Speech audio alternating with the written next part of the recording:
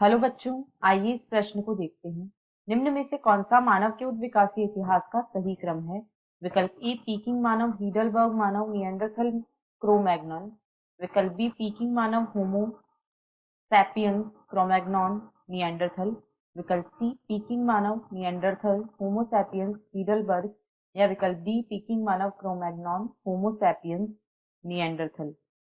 इस प्रश्न की जो मुख्य अवधारणा है, मुख्य अवधारणा वह है मानव उद्विकास।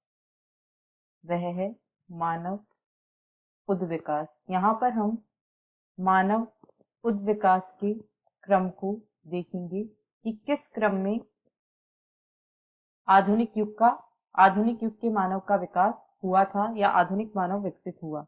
तो यदि सबसे पहले हम बात करें तो ऑस्ट्रेलोपिथेकस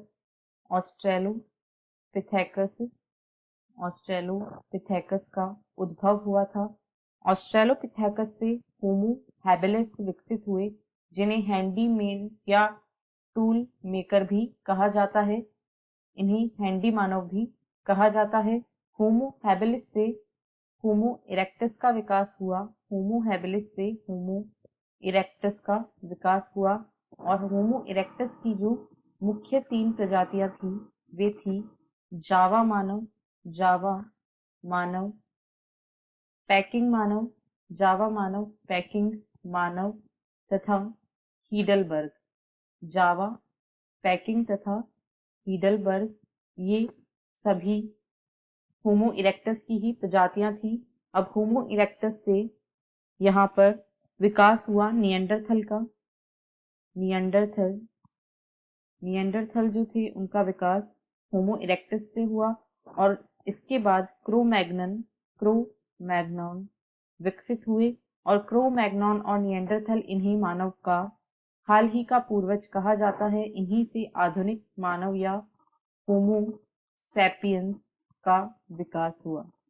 अब यदि क्रम को देखें तो सही क्रम है यहाँ पर जो इरेक्टस है इसमें जो उद्विकास का क्रम है वह जावा, पीकिंग तथा हीडलबर्ग इस क्रम में है।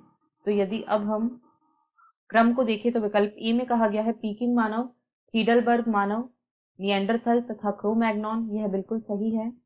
बी में कहा गया है पीकिंग मानव, होमो सैपियंस, क्रो-मैग्नन, निएंडरथल, यह क्रम बिल्कुल गलत है। होमो सैपियंस को क्रो-मैग्नन और निएंडरथल से पहले रखा गया है, तो यह बिल्कुल सही नहीं है। सी में पीकिंग मानव, निएंडरथल, यहाँ पर हीडलबर्ग को सबसे बाद में रखा गया है, जबकि ऐसा नहीं है, यह भी गलत है।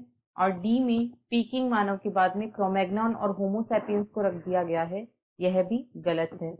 अतः विकल्प ए इस प्रश्न का सही उत्तर है।